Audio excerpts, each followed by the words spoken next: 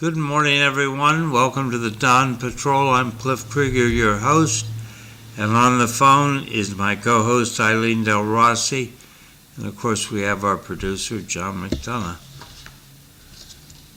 The U.S. national debt is at 39.615 plus trillion dollars. The other day, Senator Ron Johnson said to Maria Bartiromo that we're borrowing $93,000 per second, which is like $8 billion a day. Always upward. Low 57, high of 83 today, sunny. Yes, I could have used a jacket this morning.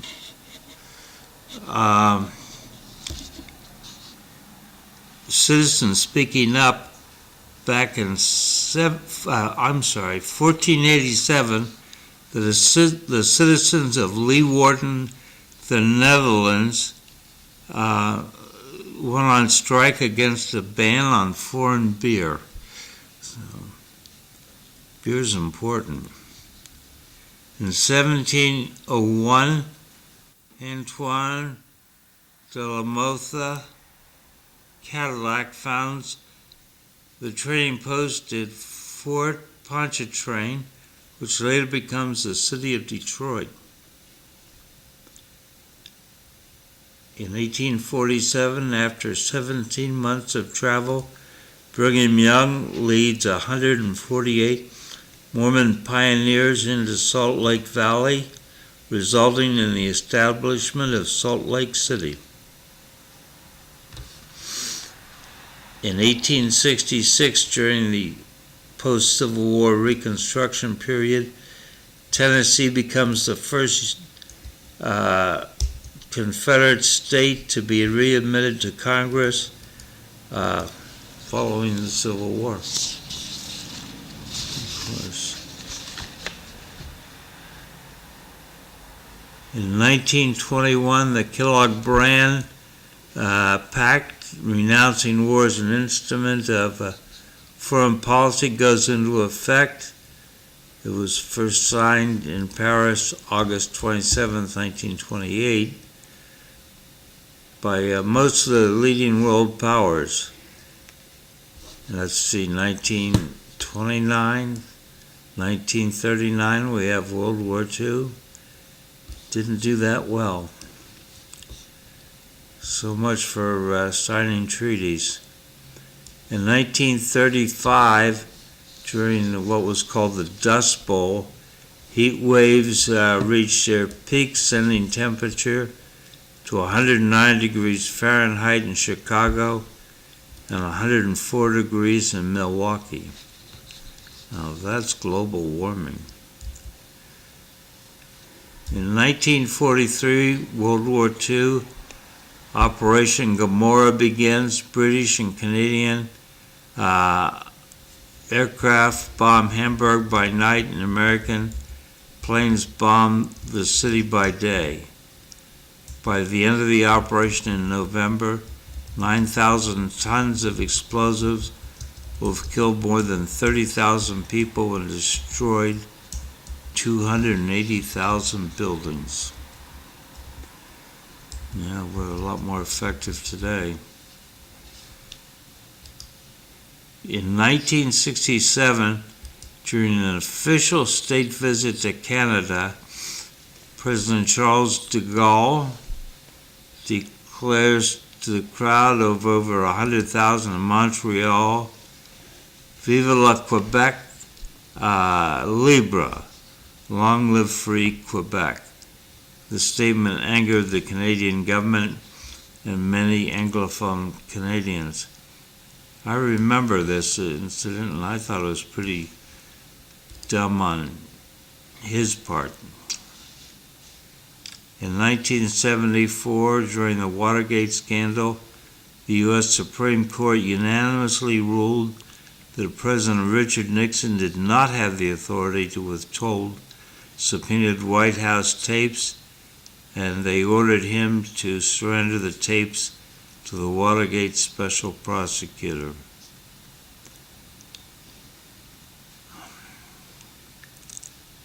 So in 1987, U.S. supertanker SS Bridgeton collides with mines laid by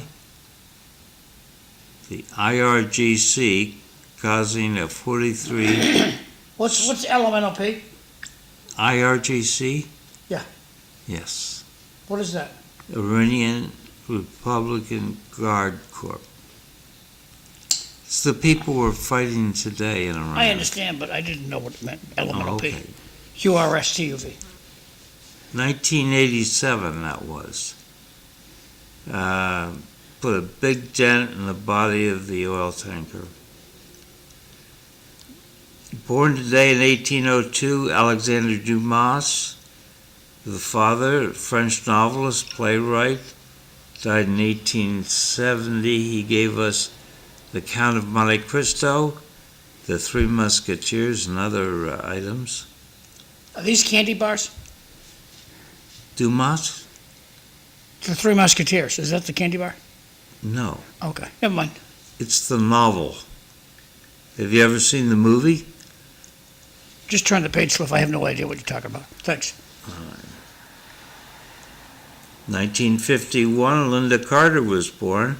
She's a beauty queen. Ellen knew that if Linda Carter showed up at the house, I was going with Linda Carter.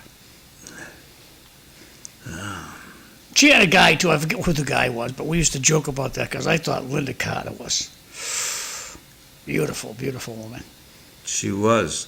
Played Wonder Woman. Probably still is. Haven't seen her lately. 1976, Rashida Tlaib, American politician, was born. Today's Pioneer Day in Utah, and it is Simon Bolivar Day in Ecuador, Venezuela, Colombia, and Bolivia. And there we are. So President Trump, a week ago in a day, went on TV and complained about elections not being safe.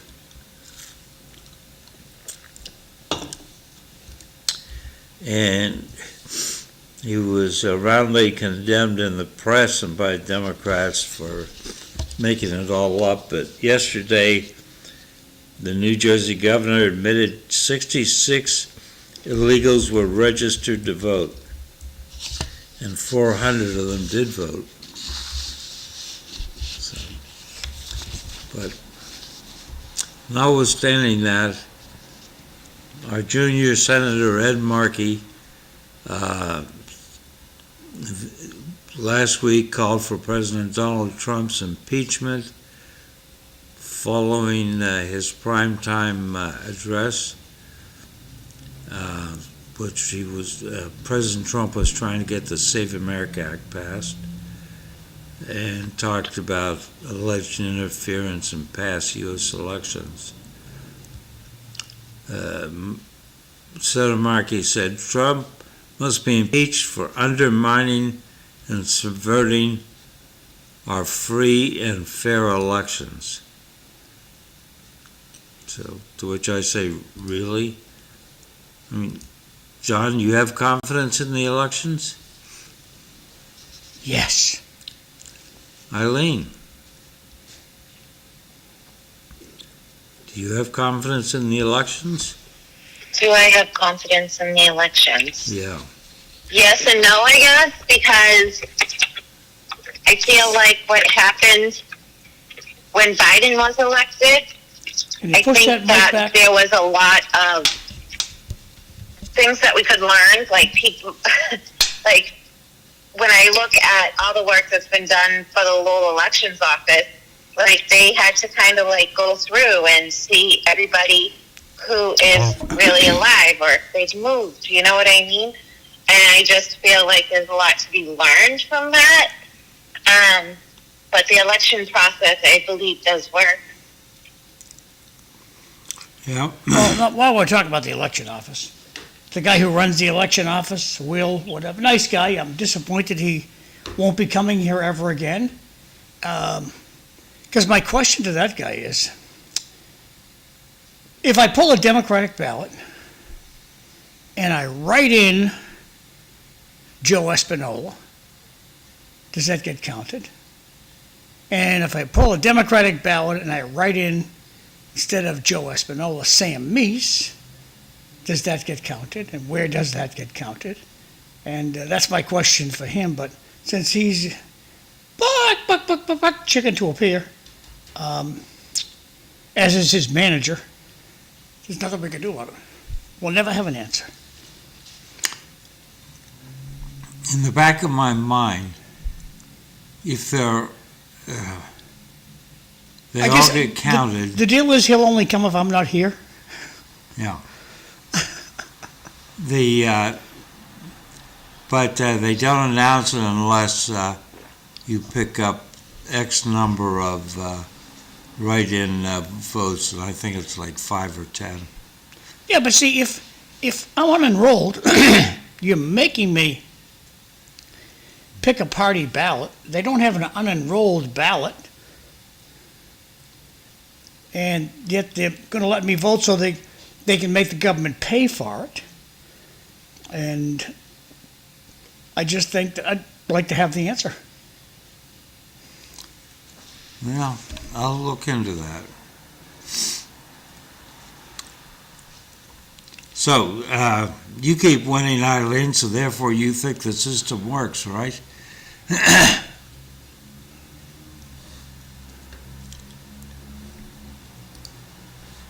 What'd you say? Can you repeat that, Cliff? Yes. I said you keep winning, so therefore you think the system is working. I mean, I don't know how, but yeah. I mean, when you look at the breakdown that Lowell does, I mean, it shows you what schools, how many votes you got, and like, I've definitely, like, my votes from when I was first elected have definitely shifted in the downward trend. Because I look at that stuff, it's important, and I think the 1,016 people, I believe, that voted for me, very much so. But when I look at that, I look at, okay, they could have, well, no one was running against me, or they could have left it blank, which I think a lot of people did leave it blank this past election. But, yeah, I mean, if I was seeing my numbers increase, I would question it, right? If that makes sense? Yeah. More due to recent controversy surrounding myself. So if I saw it, a major spike, I think I'd question it. But to me, it feels like it's par for the course. If that makes sense. Okay. So I saw a newspaper article that said the Boston Public School enrollment has fallen 3,000 students in the last 2 years due to birth rate. I agree with that trend. That's pretty par for the course, I believe, too. I mean, Lowell, I believe now we have, I forget what the exact number of kids that are homeschooled. So our numbers keep going up for homeschooling. Is homeschooling a bad thing?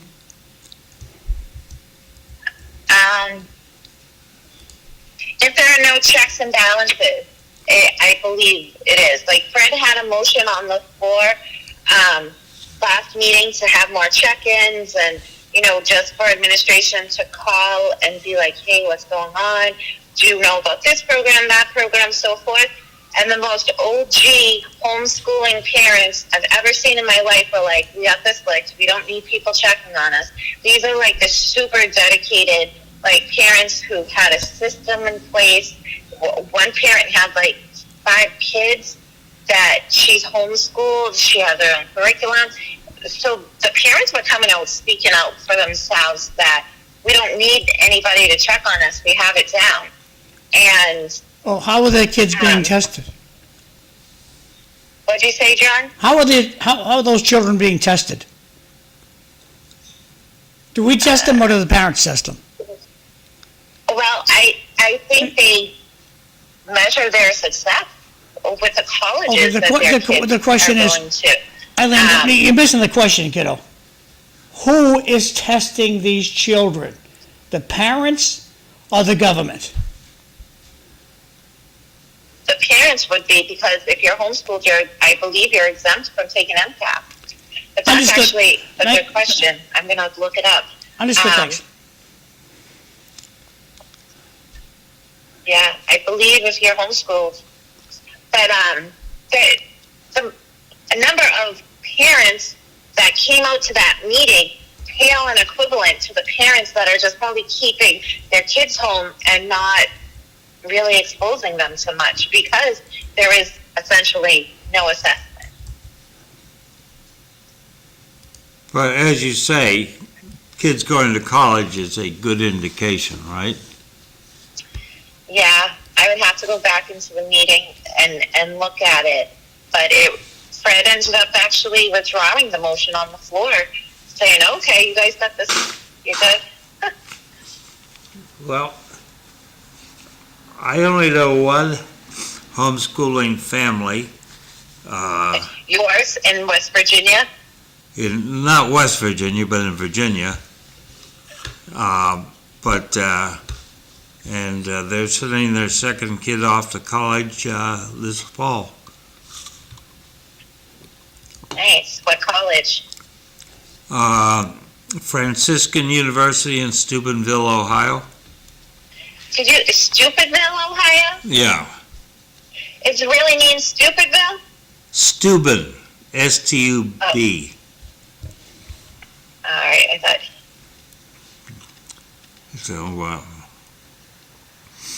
So they seem to be doing pretty good. All right, John, I'm sending this to you, John, on Messenger. If you want to show it to the audience, to the people.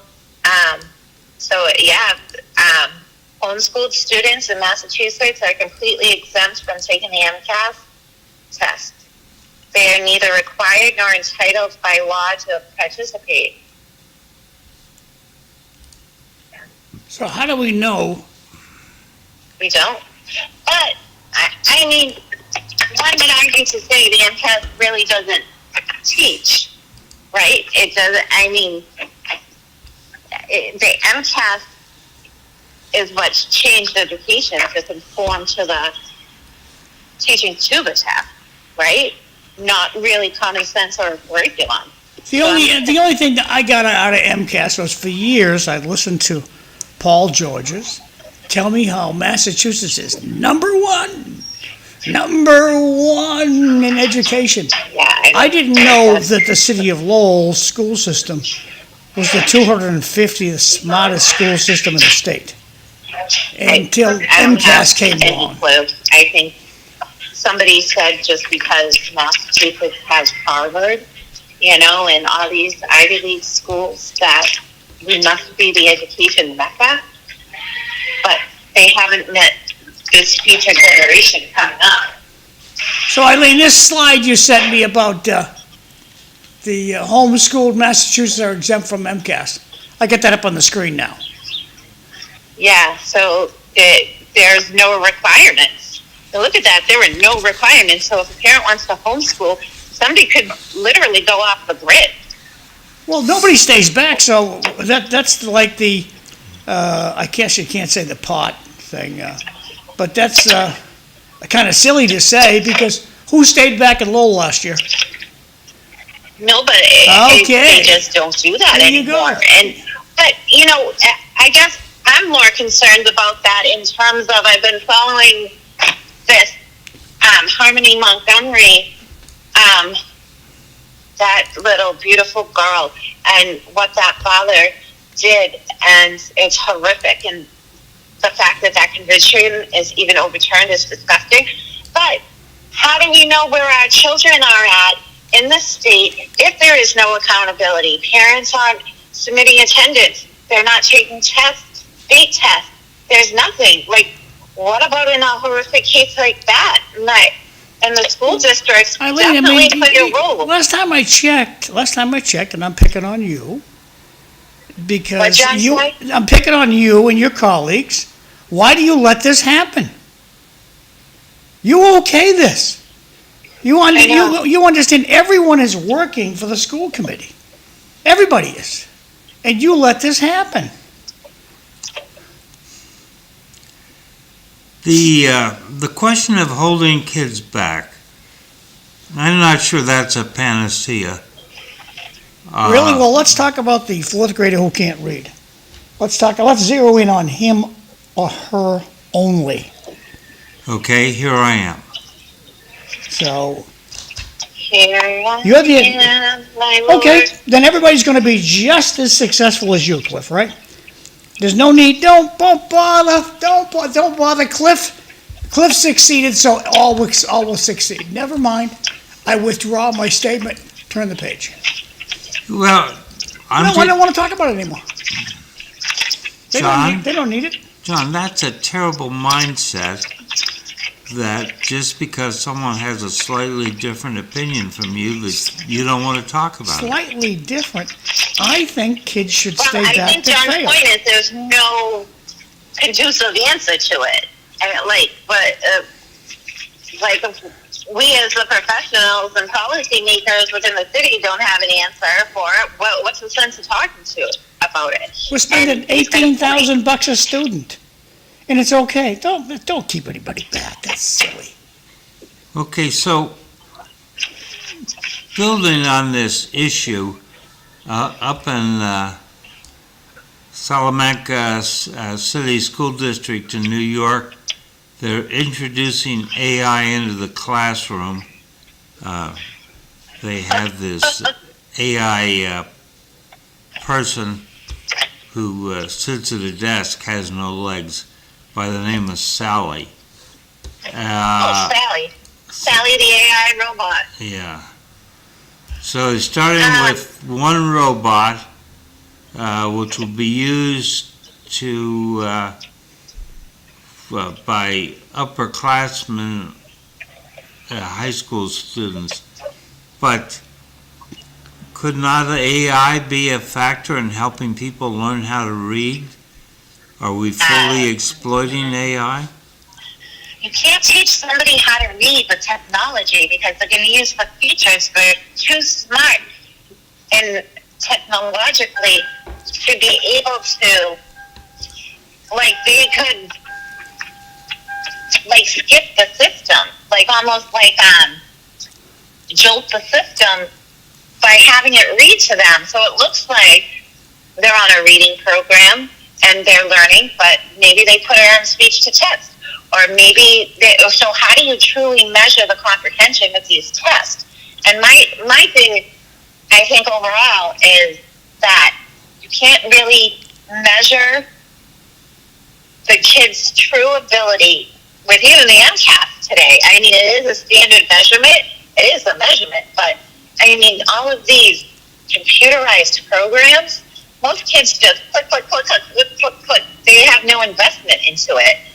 And I heard a report on Channel 5 this morning, actually, that AI is making our students less smart, not more smart, because they're able to just input whatever they need. And so they were talking about how a person needs to do more of the work. And if they're going to use AI, they need to use it in a sophisticated way to give more information and not the complete information for a topic or so forth. You have to put in a sophisticated starting question if you want to learn more. You can't just say, what are the 9 planets? I mean, can you say... It's going to give you the 9 planets, and then, but what are the 9 planets? Why is Pluto called Pluto? Why is Earth called Earth? More sophisticated questions. Eileen, who is implementing AI in the school system? I can't hear John. What did He you say? wants to know who is implementing AI in the school system. Nobody. As of right now, nobody. And when you do finally get around to doing it, you're going to find they're going to find somebody who wants AI to fail. So we just toss it, kill it in the crib. Yeah, you could ask AI to write a paper. Right? AI, write a book report on To Kill a Mockingbird. Boom. Right? You didn't read the book. You just asked AI to submit it. But some teachers actually put it through AI scanners and see if it was AI generated, and that's happening very frequently across the state, from what I understand. Then, like the teachers that are checking it and realizing that it's all AI. Yeah, and universities too. Huh. Hey, Eileen, I got a question. Bart's wondering, are you going to stop for donuts on the way? Yeah. What do you? What kind of donuts do you want? I got Kim's donuts yesterday for. Where you going? I can go to the one on Branch Street, the one with the warm donuts. No, where you going today? Say that again. Where are you going today for donuts? I'll go to Kim's Donuts. Okay, good. What kind of donut do you want? Honey dipped cream-filled honey dipped donut. Cream-filled honey dip donut. Okay, Cliff. Bavarian cream. They're a Boston cream. Okay. What do you get, Eileen? Boston cream. Oh, okay. I should be there just a little after 7. I have to get Anthony off on the bus. All righty. Sounds good. So, we have no exploratory plans to see how we can integrate AI into our teaching system to work with individual students who are having trouble. That was a question. No, not currently. Nope. I feel like we're missing an opportunity. That, We are, but it takes a lot of work to implement and integrate something like that. And nobody wants to put in the work. They want to keep going with the standards that are basically simple. I have to still read over the 2030 superintendent plan, so I'll let you know if I see anything about AI in there. okay. So, you sent me a chart of autistic and ADHD people in the job market. And Yeah, did you see that? The AUADG or ADG, the last one? Yes. I got both. Hold on one second, Cliff. so Eileen sent me a chart. It's got 3 categories of people: those who are autistic, those who have ADHD, and then a third group I hadn't heard about before, AUADHD, which I thought might be the gold standard ADHD. They get the supreme bump in their check. Yeah. That, and from reading the chart, the way you deal with these people in job interviews and on the job is different. These are not all the same people, not all the same solutions work with them. I thought that was pretty interesting. I just sent it to John on Messenger so he could see it also. Okay. So these are all very different people that we're dealing with. It was my takeaway from the chart. Do you think that's fair? Well, what I think is that we are needing to adapt toward these populations better. I don't know if it's new. I think it's a new way of going about hurt people. I And the think, word did you hit part. send? Because all I have is the homeschooled, I didn't get it in Messenger. He didn't get it, Eileen. In Messenger. Can you send Okay, it again? all right, give me 1 second. Maybe I just send it. Hold on.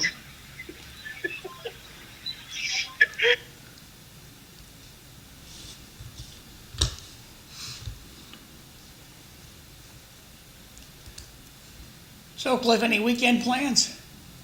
I was thinking of buying a new computer. I've got sticky keys, and I mean, it's hard to think at my age I need a new computer, but What will you get, a laptop All or right, a it just desktop? said it was delivered. Laptop, good for you. a laptop. I'm thinking about getting one too because the sound's going on mine. I can't hear anymore, and I'm like, Yeah. but I use my earbuds.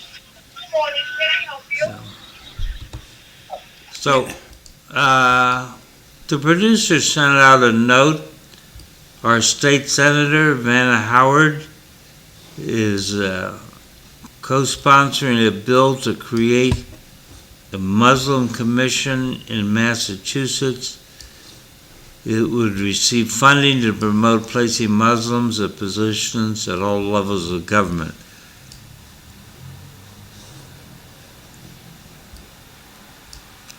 Yeah, I mean, is that constitutional? I wouldn't think so. why just Muslims? Why not Italian Irish folk like myself? I need a job. Yeah. Well, Eileen, the point is that they don't let the Jews do it. They don't let the Christians do it. They don't let the atheists do it. Religion can't be mixed with government.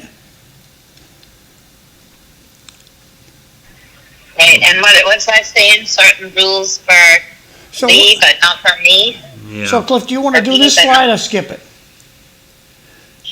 Well, if Eileen wants to highlight something, we should. The chart's up, Eileen. Is there something you'd like to highlight for people? About autism. Right, so it basically is showing, like, if you have somebody with ADHD, the best ways for them to learn are training and so forth. If you have just autism, best way to like learn to information and the different sensory modalities to learn in. And then the last column is it's called ADAU, I believe. AUDHD. ADHD, and that's what we're seeing more frequently than not now is the combination of ADHD and autism. Yeah. Now, Cliff, AI says there's 7 million kids that have this. What do we get? We spend a lot of time on HDAD. A lot of time on this. Yeah. It's a real minority that are having this problem. It's like every kid has HDAD. But AI says only 7 million kids have it. That's 7 million adults later on in life. I understand, and there are 300 million. Why don't we zero in on let's making the other 293 million? Why don't we teach them personal finance? And the heck with ADHD. God bless you. Good luck with you. Let's make America rich, and most of our problems will go away. Like right now, everybody out there, please go get yourself a Powerball. It's like $600 million, and $2, pretty cool chance. So if you're out today, stop in your favorite Frank and Ernie's and get yourself a Powerball ticket for $2. And what would you you win the $600 million, Cliff? Would that change your life at all?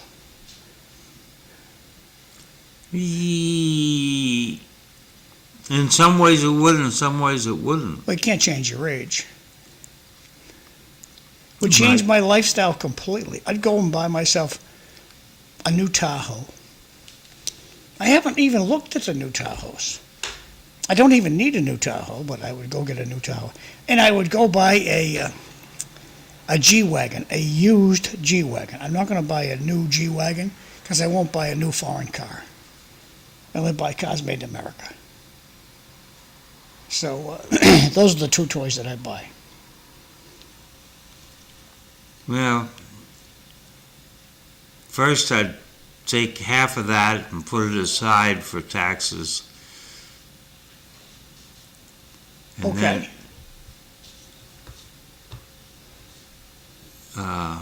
Good plan.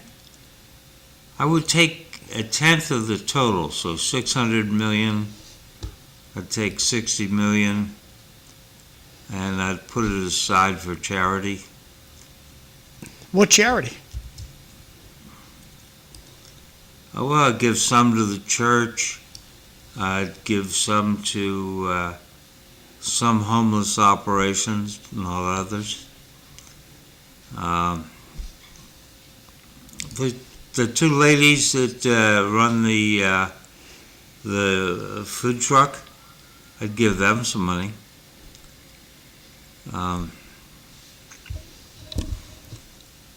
We haven't seen them recently, have we? No, we have not. I'd give some to Catholic worker so they could digitize their newspaper. What about your co-host? Do you need money? I'll take You're it. asking a woman, does she need money? God bless you, Cliff. Well, that's where it goes. Well, I'd go down the beach and think about what I want to do with my money. so Vanna Howard has upset John's paradigm, in which he thinks she never does anything. She's finally done something, but I'm not sure I understand how this is all going to fit together in the Democratic Party. There was some Democratic candidate this last week who has elected to not push her LGBT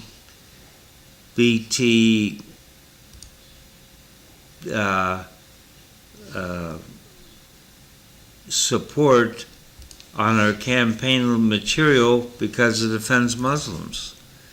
I don't know how the Democrats are going to put all this together. Well, since when does any political party worry about who they offend? I mean, you listen to the Democratic media, the first thing they do is start off, if you're having a bad day, it's Trump's fault. That's what the Channel 4, 5, 7, 11 start off with. This is pretty long. Under Massachusetts General Laws, Chapter 53, any write-in or sticker vote you cast on a Democratic primary is legally counted toward that candidate's tally to win the Democratic nomination for that office, regardless of their actual personal affiliation. Local election officials legally require to count the vote as long as your writing clearly shows voter intent, but the vote remains strictly to the Democratic ballot and cannot go towards the Republican. So, Republican or independent nomination. Happy to learn this. Thank you for telling me this. And this is good information. So if you go and pull a Democratic ballot and you vote for Joe Espinola, I don't know where it's going, because it can only be counted towards a Democratic ballot. And same thing with Republican. So if you want to vote for Joe Espinola, what ballot do you pull? Got any idea, Cliff? No. Because according to this, it's countless. Sam Meese, if you want to vote for Sam Meese, you got to pull a Republican ballot.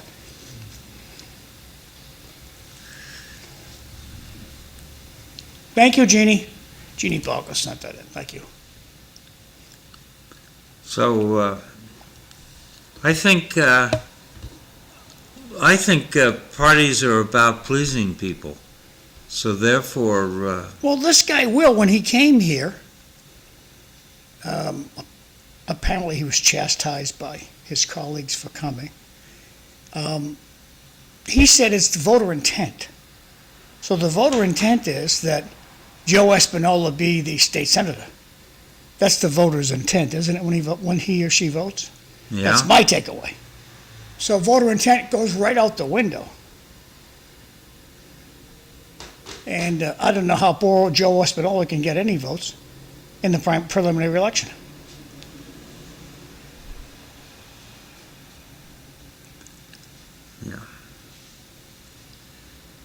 Well, it's a case of understanding whether the voters are gathering for Joe Espinola.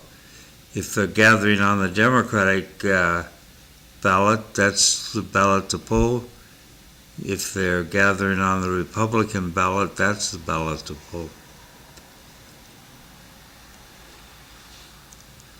How does he get counted as he's not on,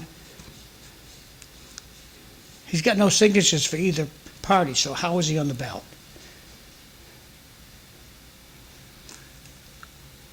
He's on the ballot if you write him in.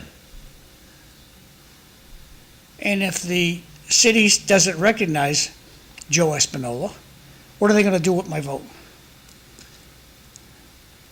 It's not going to be counted. There you go. Vote for Vanna.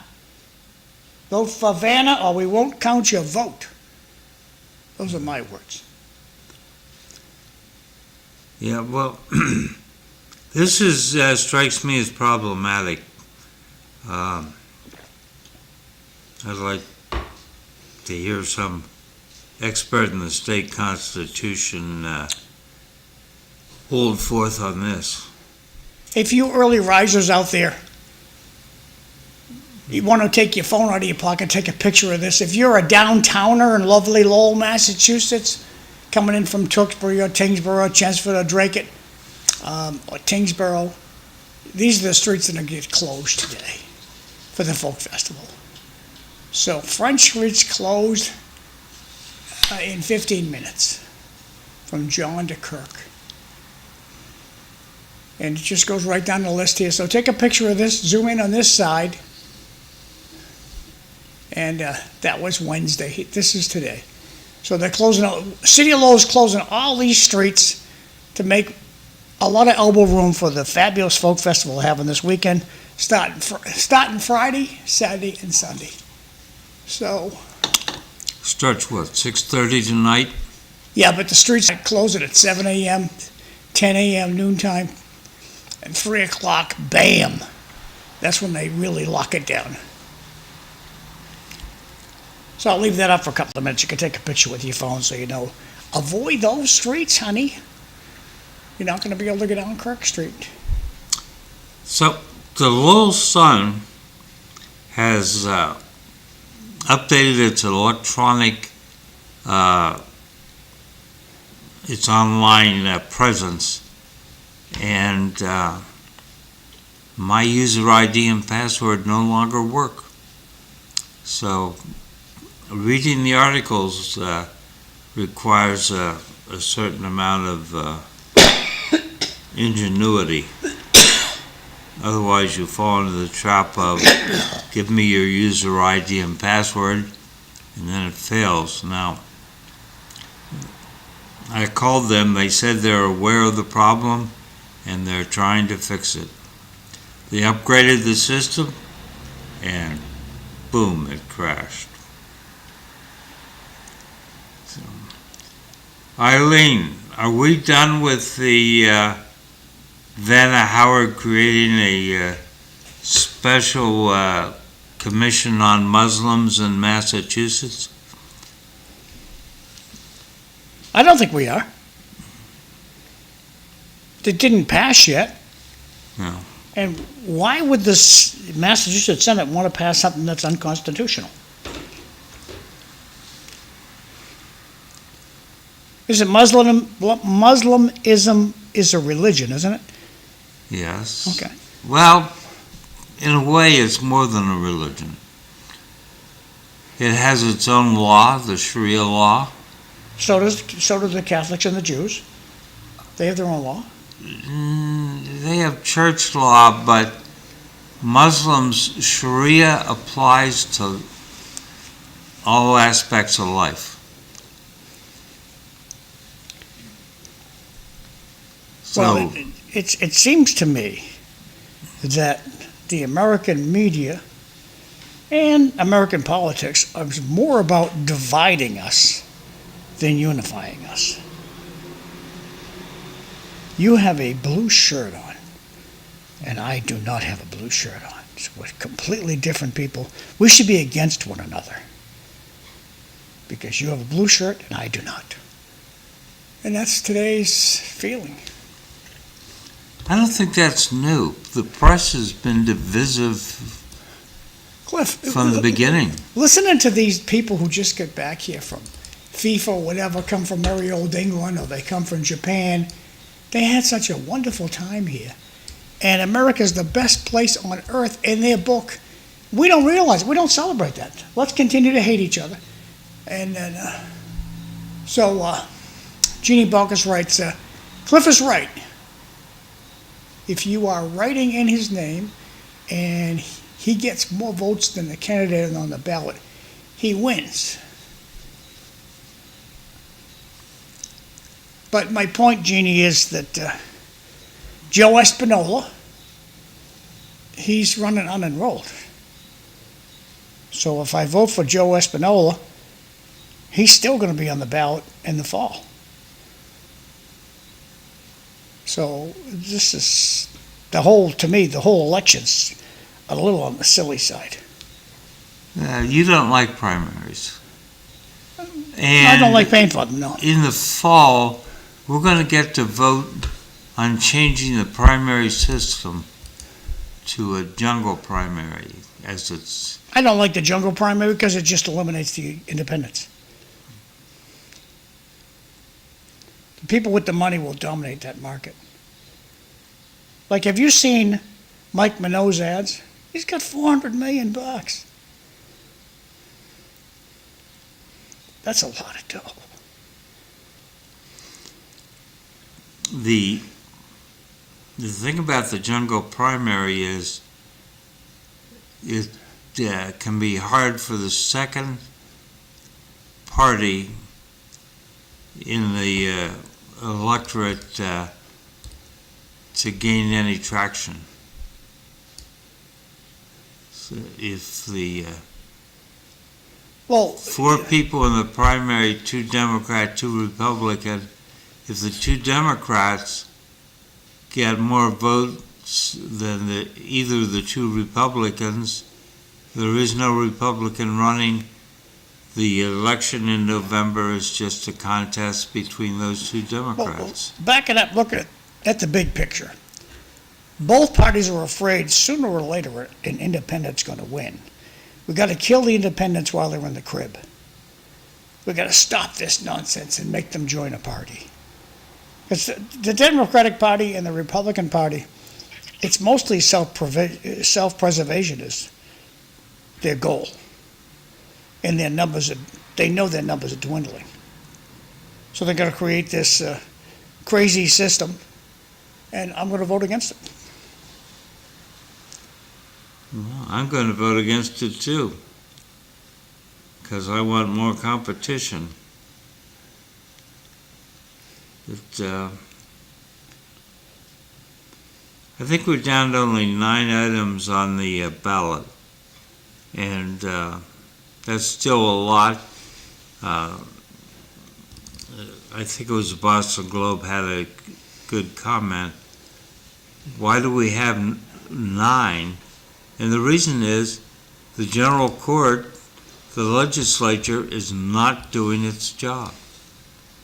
It's off Well, Cliff, respectfully, okay, this is the, I'll put it up on the screen so we can all look at it. This is the ballot I got sent. Let me see how, if it gets screwed up when I zoom in, let's see what happens. No, it stays pretty good. So I don't see any questions on this ballot. They'll be in November. Oh. Okay, so this is your Democratic ballot. And Senator Egresso, Senator, and what the hell is all this stuff? Why do we have all these languages on the ballot? Because we have all these languages in the city. What's the official language of the United States? English. By presidential decree. Yeah. Maura Healey's got nobody running against her. Oh, I'm sorry, the Democratic Party. You can write somebody in, you can write Cliff Krieger right here. Cliff Krieger. Lieutenant Governor Kim Driscoll. I like her. Andrea Joy Campbell, a disappointment. William Francis Galvin, that guy can really duck under. Never see the guy in the TV set at all. Going back to the Debbie Goldberg's got nobody running against her. Diana DeZoglio has nobody running against her. Lori Trahan has nobody running against her.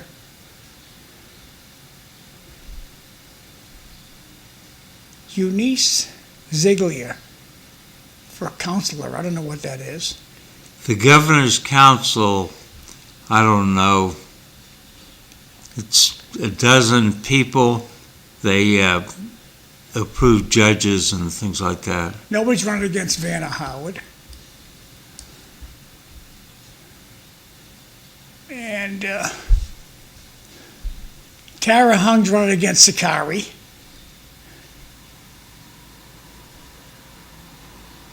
But you won't get that in Belvedere. You can't vote for these guys in Belvedere, can you? No. I didn't think so. District Attorney Marion Ryan. I like Marion Ryan. I don't know who David Solette is. How dare he run against Marion Ryan? And then Register for Probate, Tara Cristofaro. She's from Medford. I'm going to go grab the Republican ballot, just for giggles. Okay. Because we have 6 minutes left. And I'm going to blow up so we can see this guy. Fill the screen first. So make it wide. And then we'll blow it up. Okay, this is the Republican ballot. So running for Senator John Deaton. Yep. Governor Brian Shortsleeve and Mike Minot. I think Mike, well, never mind, I'm not going to say nothing about it. Lieutenant Governor Sean Oliveira. Attorney General Michael Walsh. Secretary of State Mr. Nobody. Nobody's running for Secretary of State from the Republicans. Puzzling. Belinda, how are you? Welcome. Thank you. And then we get running for the treasurer is Elizabeth Dion. Auditor. Come on over, Belinda. Nobody's running for auditor. Gary Balser is running for Congress. Nobody's running for counselor. Senator General Court Sam Meese is running there. So Joe Espinola's not on the ballot anywhere. Either one of these ballots. So how is it they get the government to pay for this, when they just eliminate the unenrolled? Back over to you, Cliff. Well, we have Belinda Juran is with us, and she'll be with us for the next hour. City Councilor. You're good. Cute outfit you got on there, kiddo. I'm sorry? Cute outfit you got on. Oh, thank you. Thank you very much. Hi, oops, that's Eileen, I'm assuming. Yes, that's Eileen. And push this. Yep, there we go. Cool, thank you. Good morning, Belinda. Good morning, Eileen. Good morning, Cliff. Good morning, John. Good morning, everybody. Sorry. I'm not late, actually, but. So, shifting gears, do we expect the price of gas to go up? Yes. Yeah, I think so. We were on vacation recently in Pennsylvania and West Virginia and Maryland, and the prices were like in the mid-fours. They had, yeah. You drove down?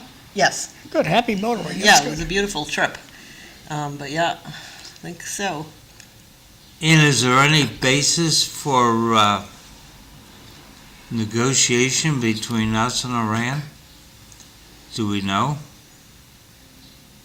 I think do we know is the question. What's the question, Cliff? Is there any basis for negotiation? No, they hate our guts. They what? They hate our guts. They want you dead. Yeah. At all costs, they want you dead. Not a good situation. So if somebody wants to kill me, I gotta kill them. That's what it is. Well, so is there any off-ramp for this? They have to say they don't want to kill us anymore. As long as they say, well, okay, we want to kill you, Cliff. We want to kill you, Belinda. We got to do something about that. They're aggressively going to, when they get the baseball bat, what do you think they're going to do to America with their baseball bat? Yeah, they're going to hit us, which is, I think, why President Trump thinks it was appropriate to act, because he thought they were going to get the baseball bat. So I think that we got to extinguish these people. Belinda, what are your thoughts?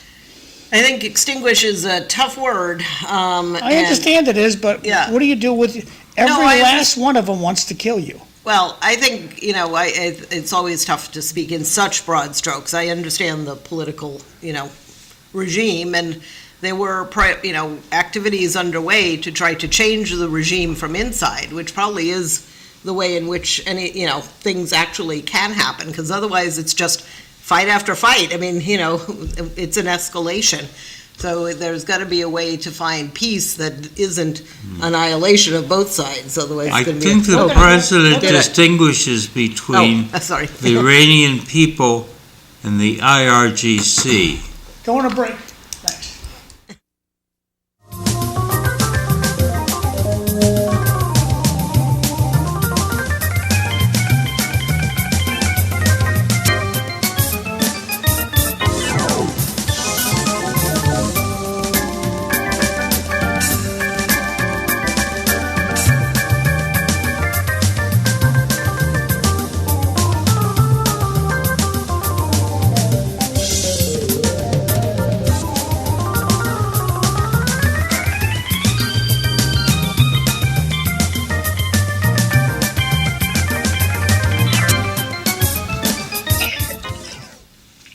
Good morning, everyone.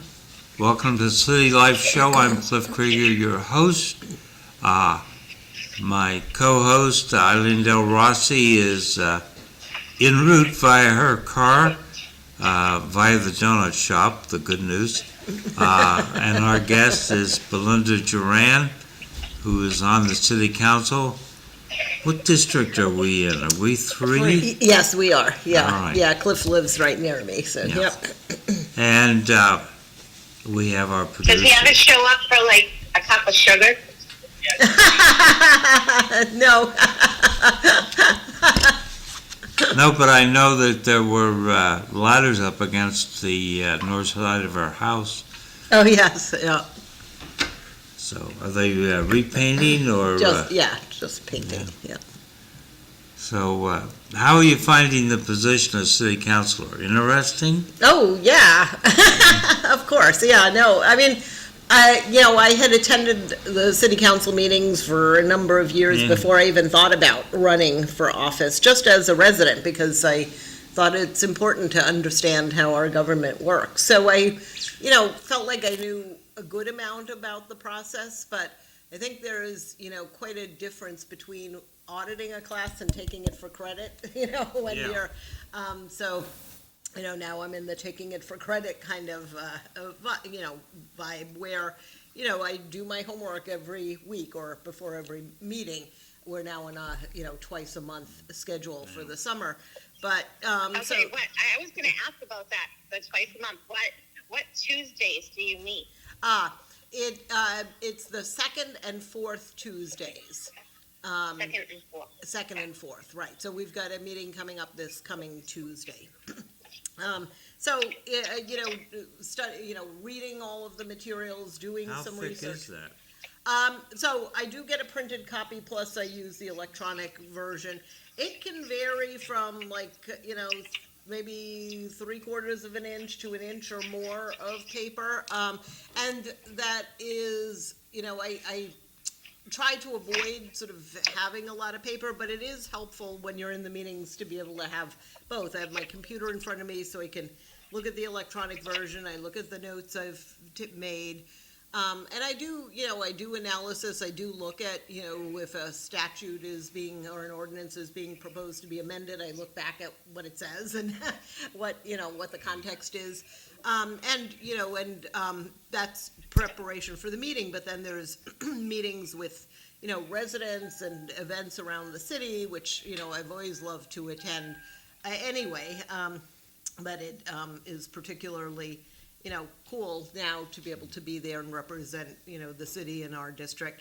And I'll mention, I know we'll get to it later, usually, and I should have sent it to you last night, but meeting with residents, I am having a meet and greet on Tuesday, August 18th, 10 to 11 a.m. at Bunny's Diner, which is the former Fitzy's Diner on Lawrence Street. So that's in our district, and newish restaurant. We've been there a couple of times, and cool that somebody with a connection and a history in the neighborhood and family connections there has taken it over and kind of put her stamp on it. And but I'll mention that again at the end. Oh, okay. So. Do they still have the boot mills? Yes, I know what you mean. I believe so. I don't think they renamed it, but I think they have it. I know exactly what you mean, but I'll double check. Thank you. Yeah, sure. So how are we doing on the budget? Well, we passed it, so that's good news. Yeah. And that's a requirement. The city council has to approve a budget by July 1st or before the June 30th deadline each year. It's a tough year. Taxes are going up and there were layoffs. It's, but there's a lot of, we've had a number of reports from Connor Baldwin, the city CFO, on the various pressures that the city is under, financially, the triggers for cost increases, including health insurance, pensions, energy costs generally, all of those things that sort of, many of which people see in their, professional or personal lives. Is our pension fund fully funded? No, not yet. There is a requirement by the state that municipalities must fully fund it by, and I may have the date wrong, so if Connor is listening, he can correct me, but I believe by 2036. And so there is a plan by the city to, ensure that requirement is met. So it is Yeah, it is not going to be just something that's kind of out there with no, no funding. But apparently, it's not like, obviously, lots of municipalities, my understanding is, pretty much everybody is working to have to shore up their pension funding. Oh, we lost John. So, John just... All right, so 10 more years and I can stop working. All right. Is that your plan, Eileen? I don't know, maybe 14 or 15. Optimally 10, but 2036 sounded like really good when you said it. Okay, yeah. You're too young to be retiring. How old were you when you retired, Clint? Still working on it? Well, yeah, I'm still working on it. I think I was like 68 or 69. I retired to get out of the way of a guy I had brought into the company, and he I'm still... sorry, the company, you mean the Air Force? The military? No, a company that no longer exists, Dynamic Research Corporation. And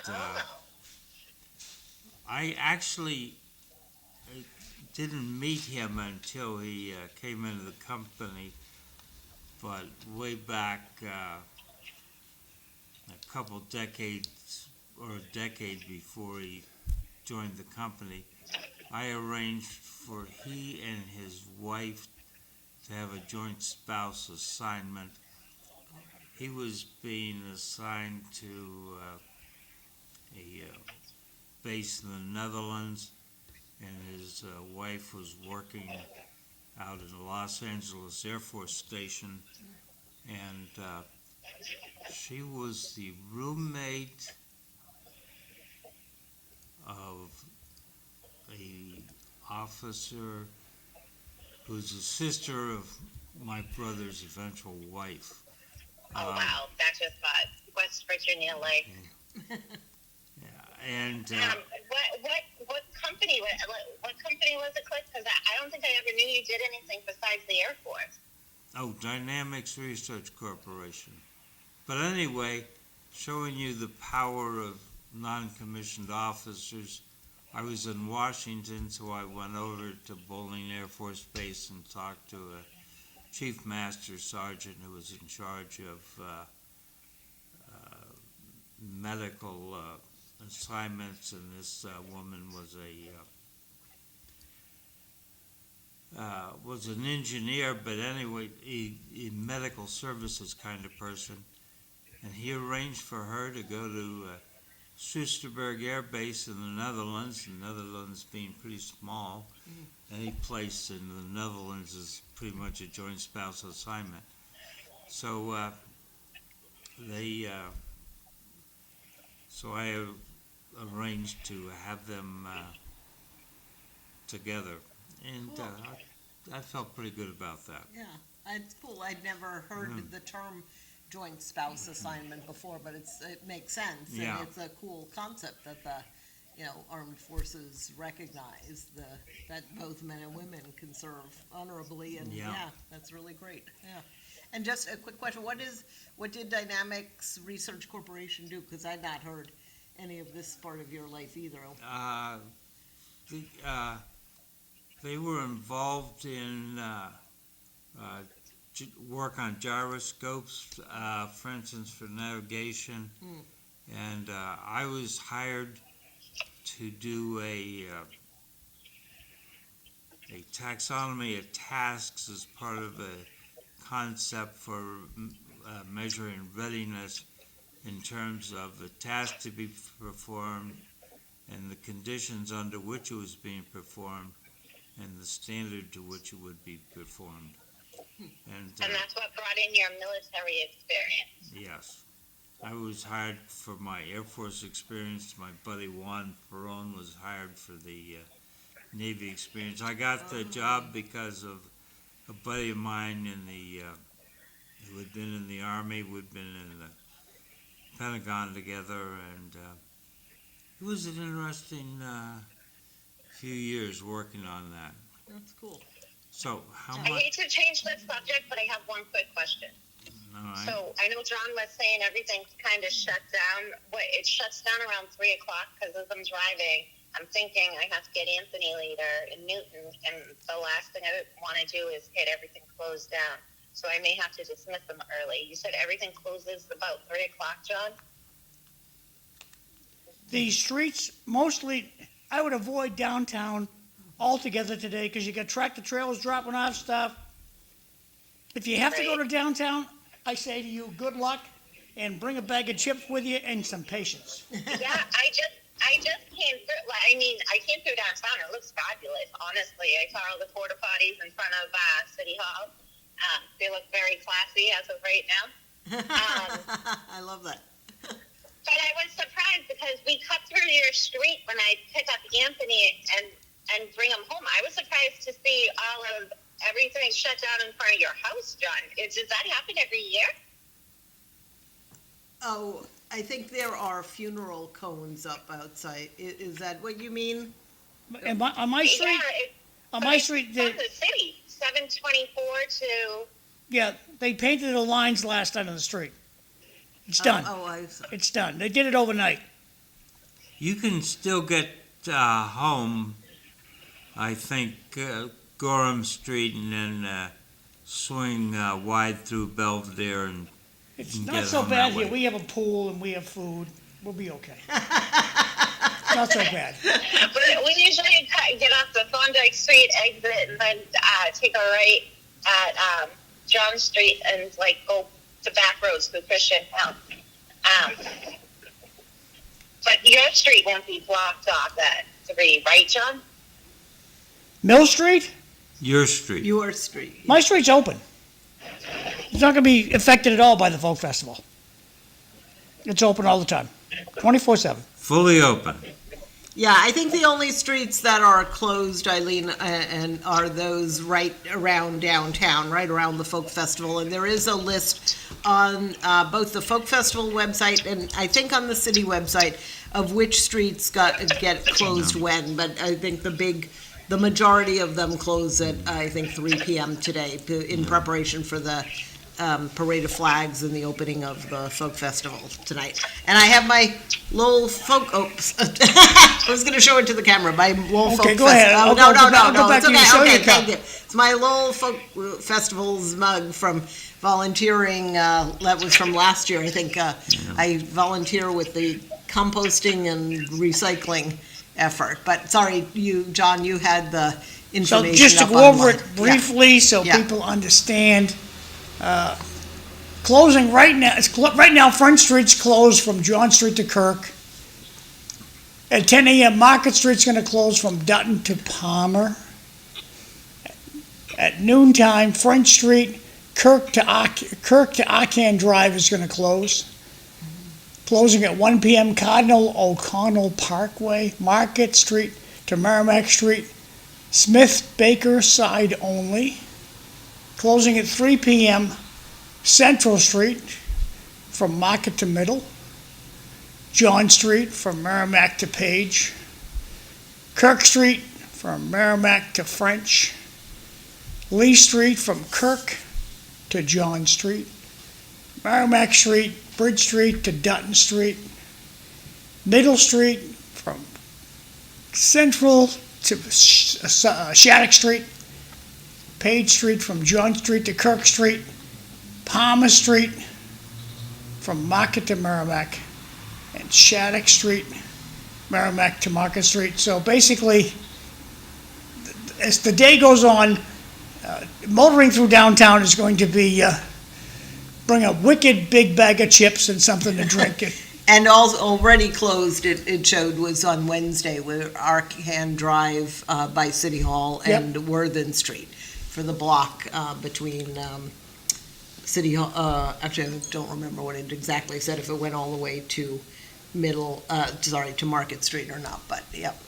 Yeah. So basically if you think about the footprint of the folk festival, that's what's shutting down, and a few streets around it to for all of the, both dancing, but also I know that portion of Cardinal O'Connell Parkway It's is going to often. be beautiful weather for the Or folk NIMCOG. festival. Yeah, I know, we're lucky. Yeah. We are, let's keep our finger, let's hope that nothing changes, because the forecasts look amazing, yeah. So, speaking of footprint, Okay. how much is my tax going up? I love that segue there. I'm trying to think how that connects to footprint. But so the tax increase for this fiscal year 27 that just started, it went up 4.6%. Boy, That's that's pretty close to the limit, isn't it? We're not yet at the limit under under Prop 2.5, because the city had not been increasing taxes for a number of years to anywhere near the cap. But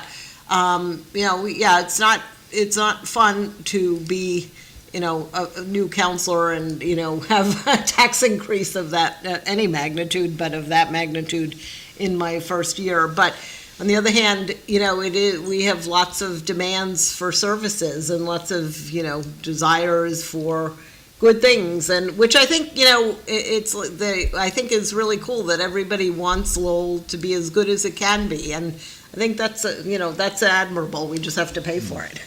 Did you hear how much taxes are going up, Cliff? I didn't hear. Oh, yeah, 4.6%. 4.6%. Now, my bill came. Uh-huh. The bill says it was printed on July 1st. Okay. Was mailed out July 20th. Oh, okay, so I haven't gotten. Why did it take so long to go out in the mail? Not that you can't know everything. Yeah, no, I know. But this little shenanigan that the credit card companies do. They print the bill July 1st, Uh-huh. and they mail it out later on in the month, so you have to pay a penalty. Yeah.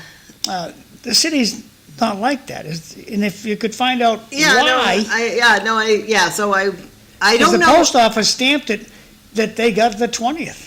So I wonder if it was printed on the 1st or if it's like dated the 1st, and you know what I mean. Well, But I when don't. you write a letter, Yeah, and you put the date in the letter, yeah, but you may not mail it right away. Yeah, but right. No, I hear what you're saying. it's a bill.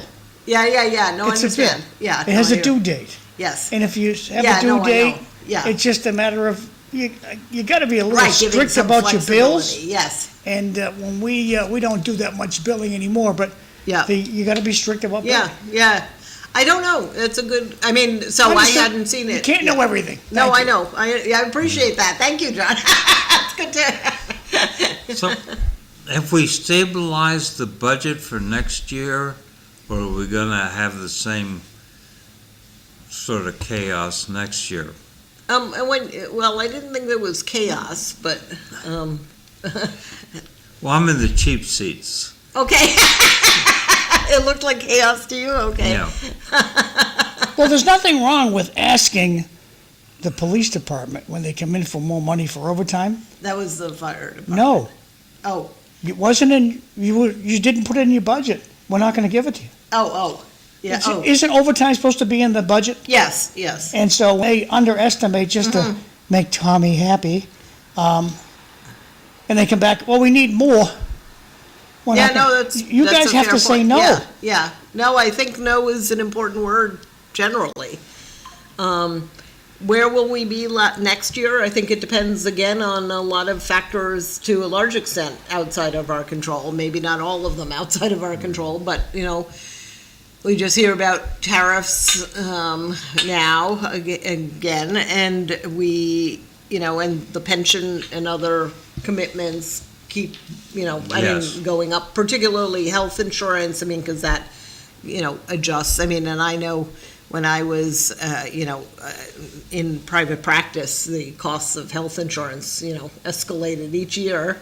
So those are some of the costs that go up. There's the CFO Baldwin had given a presentation, I think it was at the end of April, maybe April 28th. I was looking it up beforehand.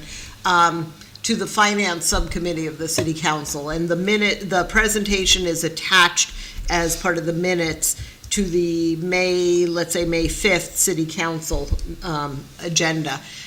So the presentation is all there, which talks about the major, drivers of, the of cost to the city. Cliff, I'm going to do the announcements real quick. So, first of all, this is Miss Hampton Beach.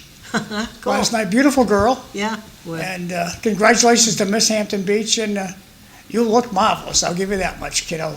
Congratulations. On the announcement end, we have, thanks to Keith Rudy, the Baricca Brawl is happening tonight.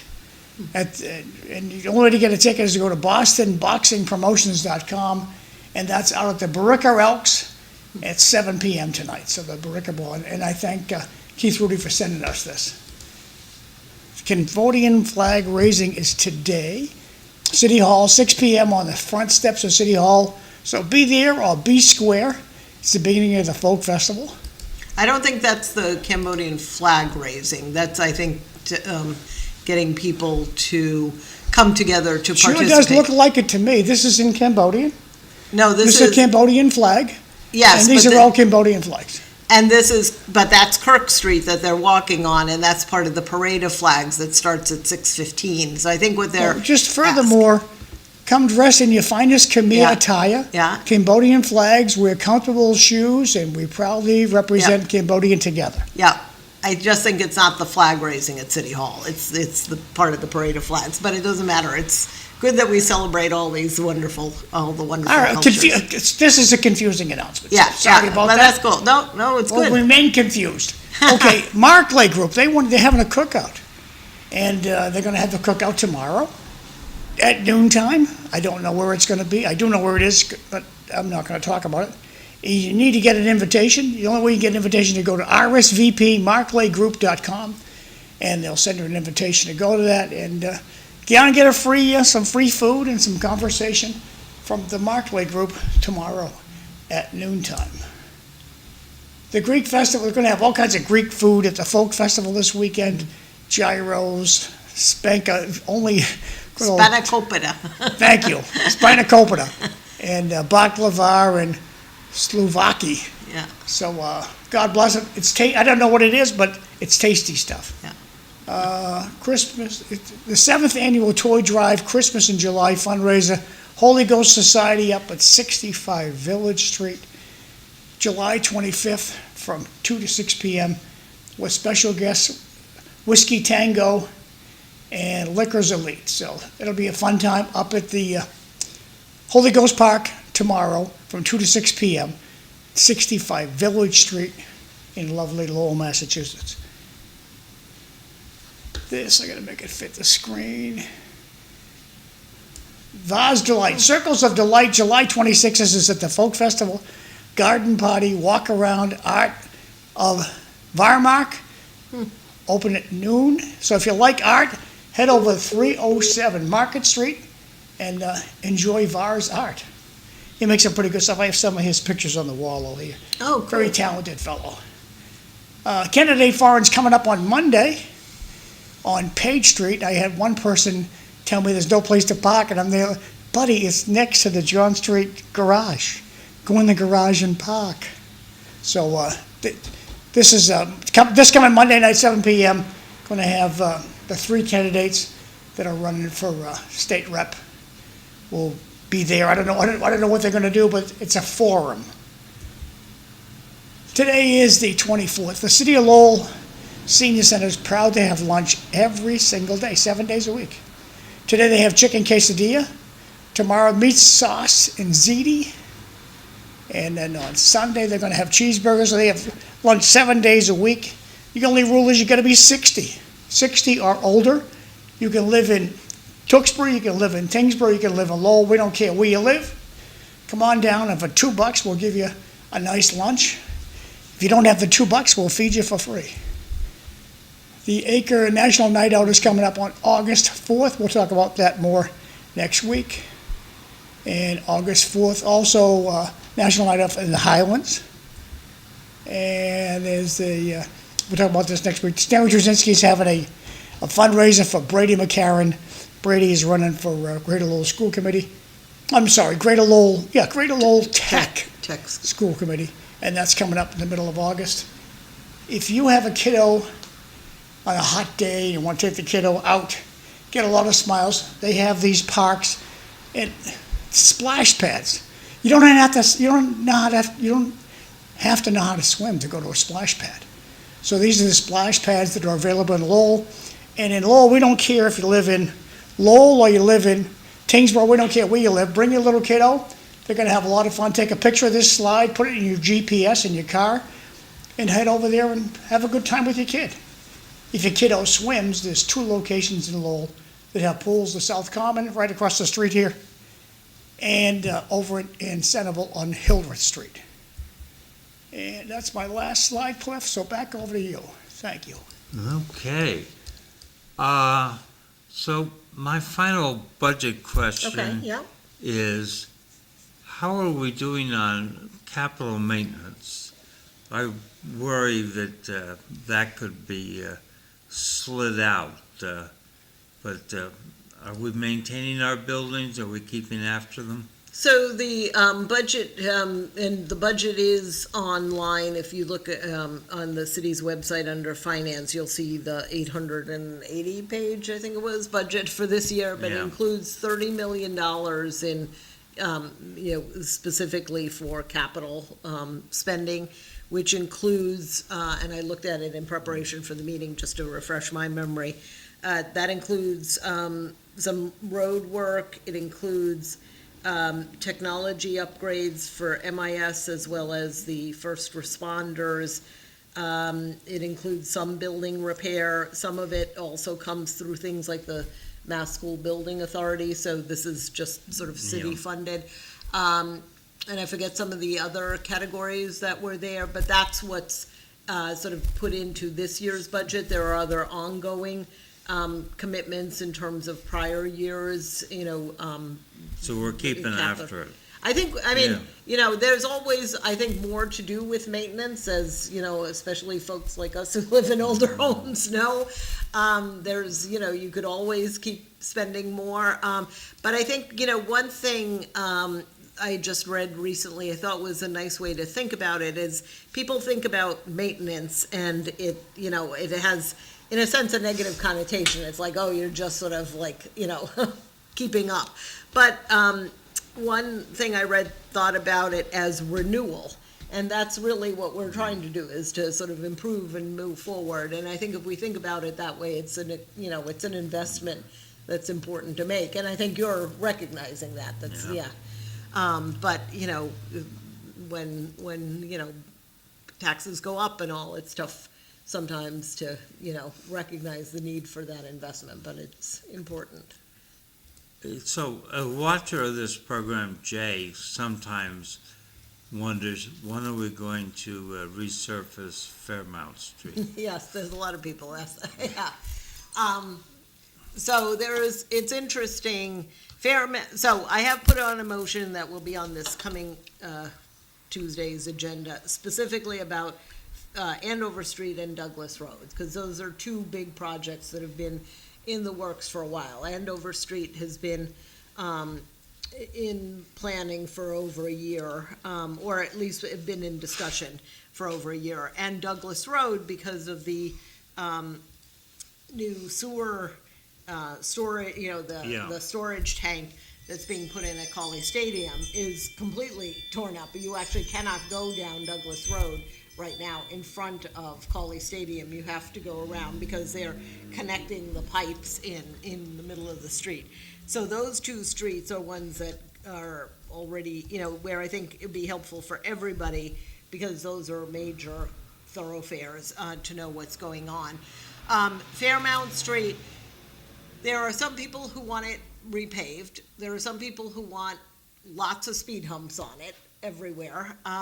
There are some people who like the current bumpiness, which it is not one of the worst streets in the city. It's not a great street in terms of bumpiness, but it does actually hold some speed down. And Eileen has just come in with donuts. Yeah, but it's the city's decision when to repave the road, and the residents just have to look the other way. Like, we had no say, the city shut down this street for 2 days. This street here? Yes, Yeah, 2 okay. days, for maintenance. Oh, okay. And the first time they didn't do the maintenance, thanks, Eileen, you're the best. So, And that's okay, we just have to look, sometimes we just have to look the other way. And we have no say over it. How is it that people on Fairmont Street have a say on whether they're gonna get their road done? And who asked them? Yeah, well, they've told me, I can- but yes. Can you grab Eileen's microphone? I'm not hearing you anymore, so just grab that. Do you want me to move it over here? Is that what you I do? don't care what you do with it, Oh. but just grab that other one, point that at your mouth, and we're gonna use that one. Oh, Perfect. Yep, thanks, let's go, thanks. like this? Yep. Okay, great. That's your phone, sorry. So, I mean, back at the end of March, I think it was March 24th, Eileen, there, grab one of those mics that's bent over, those have fresh batteries. oh, I see. I'm talking to Eileen, thanks. Go ahead. Yeah, no, thank you. Sorry about that. No, it's good. I think it was March 24th, we got a 45-page report from the DPW folks about the process that they use for deciding which streets get paved. So the road surface rating is one of those criteria, and the road surface rating map is on the city's website. If you look, you could probably, I think I have found it just by Googling road surface rating Lowell. That is one of the criteria, but there are a number of other criteria, and they have a flow chart in that document that describes the steps they go through and what they think about in deciding the priority of street paving. And it includes things like, is National Grid planning to do something, or have they done something? Because that, There's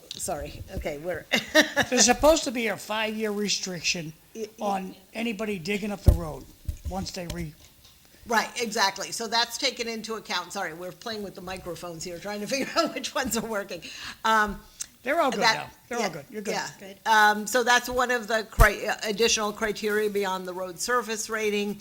I forget all the others, but the flow chart is there, and I have asked residents who wish for their street to somehow, be put up in the priority, to look at that flow chart. I mean, it's possible that not just because somebody wants it done, but because there's a legitimate reason for a street to be done, that might not be taken into account, or that there might be some subjectivity in that flow chart that, it could at least be the basis of discussion with DPW. And the engineering folks in DPW have been, I think, very thoughtful in the conversations I've had. So I think I would recommend that folks look at that chart. Where can you find it? It was attached to the agenda for, and I just am March forgetting. 24th. I think it's March 24th, but I will double check the date. But that's the date that's in my head, because I've looked at this chart many times. And in fact, the chart, it was not just the chart, but what they also did, which I'd asked for, was for each of the last 5 years, they laid out every street that was touched with either complete road work, crack sealing, sidewalks, whatever the particular, there's like 8 categories of work that could be done. Every street that was touched, how long a stretch they did, and what the cost was. So you can see that for each year, from 2021 through 2025, plus the plan for 2026. And so you can see how the investment is made by the city, and I'm going through and doing some additional analysis on that data, because there's a lot of meat there. But and there are streets in each district that are being redone this year. Parts of Remington Street in that area near the Long Meadow Golf Course are, I think, actually have been now done. Those were when I was campaigning last year.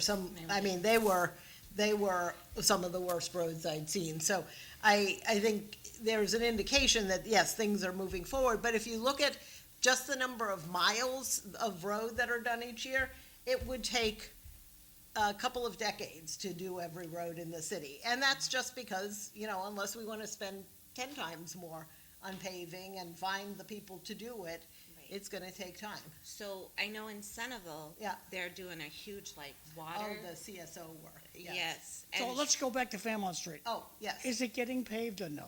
Not in the near term, not this year, that's for sure. It's not on the Understood, so plan. the good, no speed humps, no fixing of the holes, no nothing? That's right, not this year. Nothing, okay, thanks. Yeah. The holes are a speed hump. Exactly. Well, that's sort of, that is an argument actually for some of the neighbors. But anyway, let's turn to the CSO. Okay, but, and what keeps happening And Eileen, in I my got a good neighborhood, question for you. Where are the donuts from today? these are from Kim's Donuts Oh. on Branch Street. Oh, And it okay. was so warm that the owner didn't want to put it in a bag and ruin the warm, Oh, my hot. God. Okay, Oh, fresh they donuts. were- I'll have a report in a few minutes. Thanks. And they also have kolache at Kim's, which are the, like, sausages wrapped in dough. They're, yeah. I was starving. I just had an egg and cheese and a croissant from there. It was excellent. So, staying on roads, Okay, so, Yeah. all right, I have three Yeah. things to say, Oh, okay? So, okay. I was frustrated at first with all the work that they were doing because we didn't have an update. And I'd be coming home like Oh, wow. 5 o'clock at night, and they'll be like, the roads were shut off, and the police officer told me to go around to get home. I'm like, I live on the street, though. I think, like, it was a little frustrating at first. And then I said, why don't we get notification? Because apparently in Belvedere, you get notifications.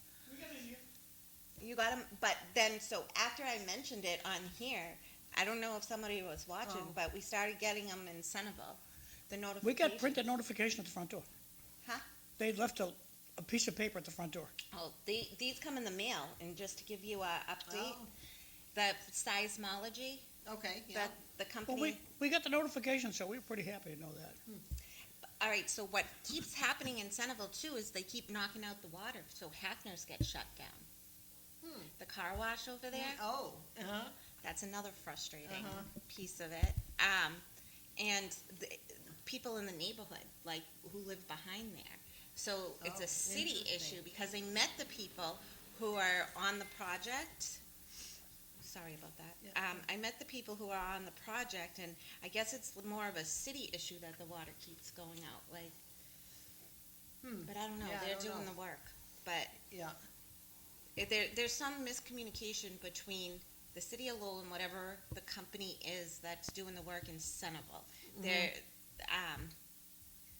so I don't know if the work triggered the water to go out, or if there was, I think both has happened. There were, the city of Lowell had shut off the water for some work, but I also feel like I really want to look at that because I feel like they're also paving in Centerville, in my neighborhood, Oh, which is good. interesting. I'm Uh-huh. grateful for. Yeah. And even coming home yesterday, we were coming down where Duck Island is on 110. My son was like, "Wow, they did a good job on these roads." Yeah, It's no, nice and Drake, smooth. yeah, the Drake part, I mean, was, I didn't think it came into Lowell there. I know yeah, Yeah. uh-huh. So right where you come off the Yeah, off it's the not the- hill, yeah. where the Rotary, where the hospital. Yeah, oh, is. yes. Oh, there, yes, yes. And you come yes. down that area that leads into Drake, Yes, but there's yes. a Lowell section there. Yeah. It's nice uh-huh. and smooth. Yes, yeah. Yeah, I don't know if that state, there are some parts where I can't tell, or I don't know offhand if it's state or not, yes. Because I Highway. did, the rotary there was sort of, it wasn't really repaved, kind of, it was a little I don't know, surfaced or whatever, I'm not sure what the right terminology is. And they painted new lines, which is good, because that was, for some people who didn't know the area, Right. riding on the rotary was confusing for So some. it must be state drivers. if it's like a 110 or 113. I can't tell because, like I think Chelmsford Street is a city road, even though it's like 110 for parts of it. So it's, I don't, the road, and not the road surface rating map, there is another map, which is the speed limit map, because there are, the citywide is 25 miles an hour except where posted, and there are few roads like Andover Street from the Tewksbury line to Nesmith Street, VFW Highway, and Pawtucket Boulevard, and a few others that are kind of state roads or otherwise have higher speed limits. So there's some interplay between state and city that I'm not, and I don't know if that's, like, if the higher speed limit roads are state-owned, I will ask Liz Altman, because I think so. I think that's primarily it, but, I can't always tell where the lines are, yeah. So I've been hearing this traffic calming phrase, especially about Andover Street. Uh-huh. I mean, there's no doubt in my mind that Nesmith and Andover are high traffic during the commute to work and from work. But traffic calming just means the commute's longer. I think we need an investment, which I've been saying on this show for a couple of years, what I call the Marie Sweeney Bridge. He invented it.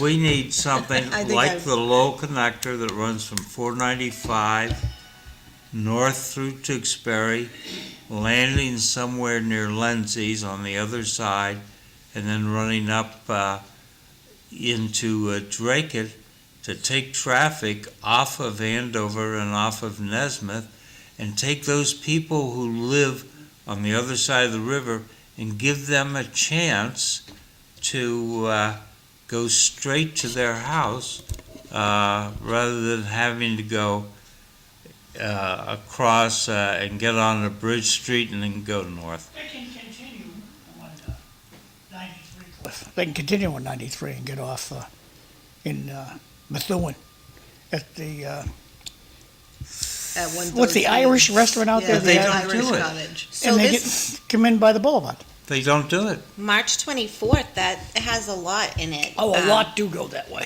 That agenda from Councilor Juran requests city manager to ask transportation engineer and DPW to provide the criteria, and if available, they're waiting, that are to be determined which streets and sidewalks are prioritized for traffic calming, paving, and snow removal. Is this the one you were talking I about? believe so. If it's like 40 pages, then that's it. So Belinda, what does Yeah, the you got number on the road surface rating map mean? I don't see a Oh, explanation. it's a good question because I don't know the answer. I do know it's basically what I don't know sort of what makes a road a 70 versus a 60. But if you look at it in full, what you see is the higher numbers are the better roads, the ones that are less in need of paving, and the lower numbers are the worst roads. And if you look at the road surface map, the red ones have the lower numbers, I forget there's about 5 different colors on the map. I don't know all of the criteria that go into the exact number, and you'll see there are numbers like a 53 or a 37. So there's some, somewhat granular formula that's used to come up with those numbers. And if I can, I will see if that's handy. The project on Route 110 is a state project, It's only 2 pages now. is what continues in the text. So thank Patty. So, I would just like to have someone look at feasibility on my Marie Sweeney Bridge. Somebody in At the- city well, or state government. It would probably be at the state level, because it's going from Drake to, where on the Lowell side do you want your bridge? Tewksbury? It connects I from wanted to come- Belvedere over The there. other- I wanted to come across, From his house. From Stackpole, no, seriously, Stackpole over to Lindsay's 110. Yeah, but I don't think Stackpole and Lindsay's line up that well. I think Well, it's more. with Cliff's Bridge it was. Oh, I see. from 495 in Tewksbury up across and deep into 195 in Drake. Tewksbury. Like the Dascone Road exit or the Route 38? Different. Cliff wants the bridge to go from Rita Mercia Street, the end of Rita Mercia Street, Yeah, straight across to the I see, boulevard. yeah. It's not a bad idea. yeah. A couple of weeks ago, you said the folk festival was only Friday and Saturday. Well, I was mistaken, Bart, and it's Sunday as well. So we Yeah, got a so good it weather starts- weekend. There's all the information in the world you can possibly want to find. Exactly. Is just go to Lowell Folk Festival 2026, and everything's right there for you to take a look at. Thank you for the correction, Bart. I'll put you over with Cliff. I'm pretty sure that Bart is Cliff's AI doppelganger. I Oh, think so. really? An He's unenrolled got it candidate. scheduled. An unenrolled candidate can only appear in a general election ballot And if that candidate wins the Democratic Oh, write-in, that's interesting. then his name will only appear as a Democratic candidate. The unenrolled candidate must formally accept the Democratic nomination. Wow, and they don't, and they won via write-in campaign because only they are Only then effectively are they- choosing to run Oh. on that specific political party ticket. But unenrolled people don't want to be in a party. So, Yeah, so it's interesting, though, the write-in idea. I hadn't thought about that back into you guys. process. So the License Commission yesterday, last evening, Are you voted. still on it, by the way? I am. They Yeah, haven't okay. kicked him off yet. Oh, no, I didn't mean that. That's not what I meant. I just. Well, after this I wasn't exercise, implying there'll be that. a lot of people Oh, I saying, see. let's Okay. kick Cliff Maybe I need off. to watch this one. Yeah. Anyway, we're going to take up and have a public hearing on some proposed changes to our local alcohol rules that have been Cliff wants everyone to party later. proposed by the law office. They want to create a whole new category of standalone bars. Right now, all we have is restaurants. And it was interesting, at the same time, The Economist, the British magazine, just came out, I think based partly on Boston and the FIFA World Cup, saying that thriving nightlife is good for both economic and social reasons, and the U.S. ought to have more of it. Economically livelier streets tend to make cities better places to live, helping create productive clusters of skilled young workers who wish to socialize as well as build careers. As a side benefit, the extra foot traffic can make streets safer. So, in my mind, the thing that really kicked this off was some establishment was going to have a party for 14-year-olds graduating from middle school. And it just didn't sit well. Young people, drinking age is 21.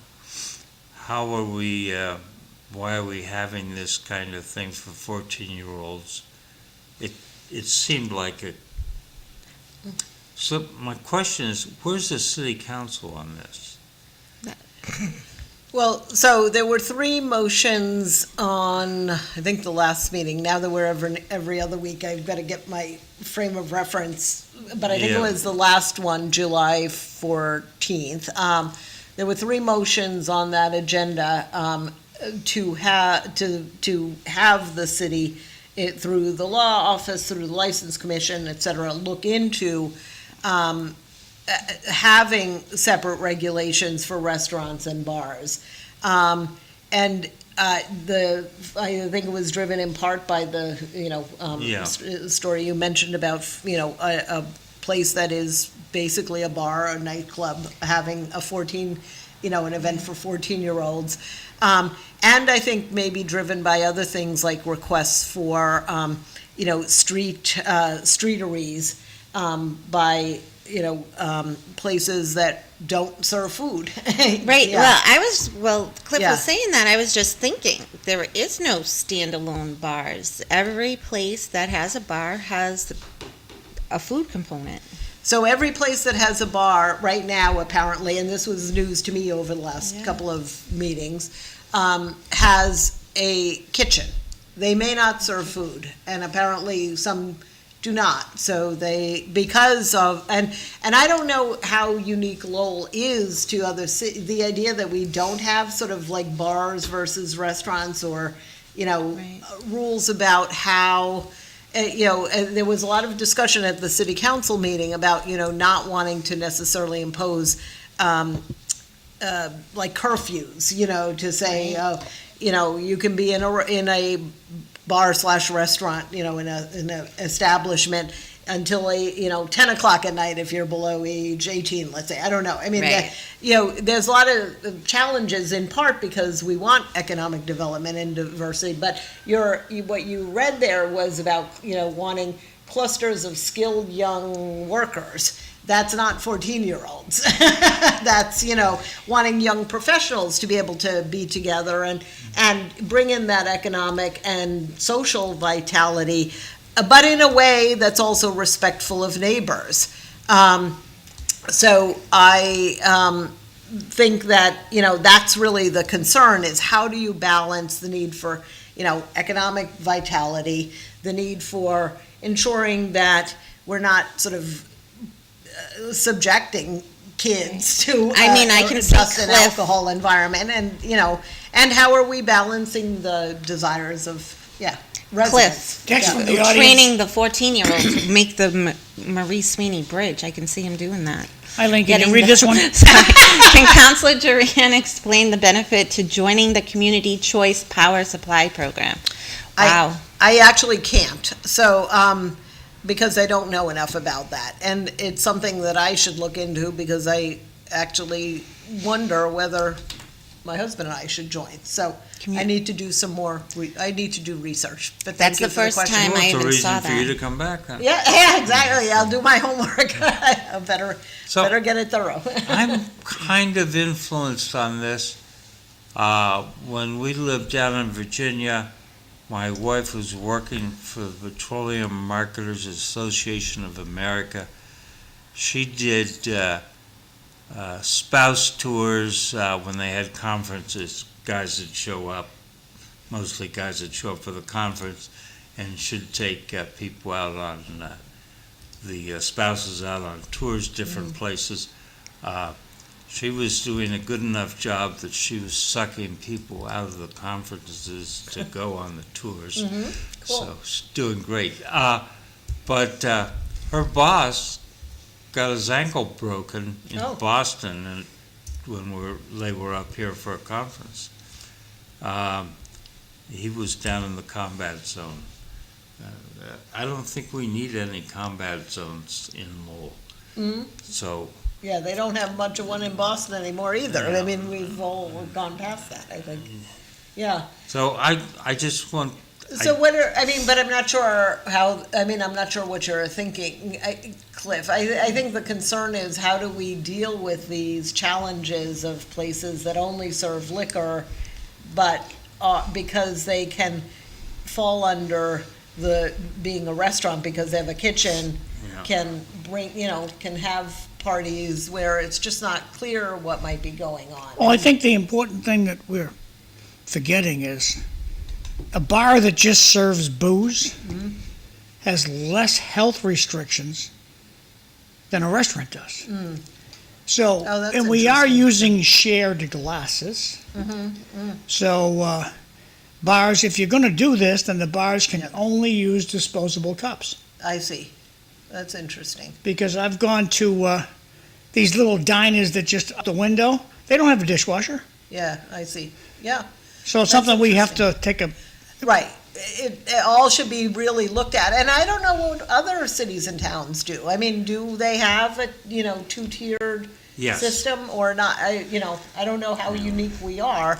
And I also don't know the history, like how did we Yeah. get here? Because that's important. Sometimes you try to solve a problem and the reason you had the problem is because somebody's tried to solve a different problem before, and this was, we don't want to bounce Exactly. back and forth. There should be some real. If it ain't Understanding. really broken, don't fix it. Right, well, yeah, and so we have to understand if it's broken and why it's broken, if it is, and what the solution might so be. Belinda, we're running out of time. Is there anything you want to put out to the public that we didn't discuss? So I think the one thing which we did touch on, but I said I would repeat, is that I am doing a meet and greet. So for anybody, primarily in District 3, but anybody, we've had folks from, outside, from elsewhere in Lowell come. It's a meet and greet on Tuesday, August 18th, from 10 to 11 a.m. at Bunny's Diner, which is on Lawrence Street, the former Fitzy's Diner. I'll provide the coffee if you want to help support them by ordering food. That's wonderful. And we'll have just the chance to talk. We've had a good turnout over the last several of them. I've been doing them just about once a month. We're skipping July, but because I was away. But and we've tried to do sort of 2 in a row. So 2 months in a row, once a month at different locations in Lowell. So we've done it at the Dunkin' Donuts on Roger Street. We did it at Kilkenny Pub. We've done it at Corner Cafe. We've done it at Rizzo's Pizza, and now we're doing Bunny's Diner. So it's a way to both bring folks together, get to talk, hear what people, are interested in chatting about, but also to support the local businesses. So it's been a cool, event, and I think I've enjoyed it, and hopefully people have who've been coming out. Good food, good Okay. people, good Let's- conversation. Exactly. And Date again? Tuesday, August 18th, from 10 to 11 a.m. So it's kind of a quiet time for Yeah. diners, so it's perfect. And it's at Bunny's Diner on Lawrence. Oh, there you go. Thank you. So take your fancy phone out of your pocket, take a picture of this, and go meet and greet. So, data centers. Yeah. Oh, This week, Do we have another hour? Oh, that's what you're looking at. this week, 7:56. artificial intelligence has been a hot issue in the news, it seems to me. And the question of, is China getting ahead of us? Yes. And artificial intelligence requires data centers. And if we lose the AI contest, it will be bad for us economically, national security wise. So we need AI, and therefore we need data centers. And while Elon Musk is going to put a bunch of them in space, I don't know if that's enough.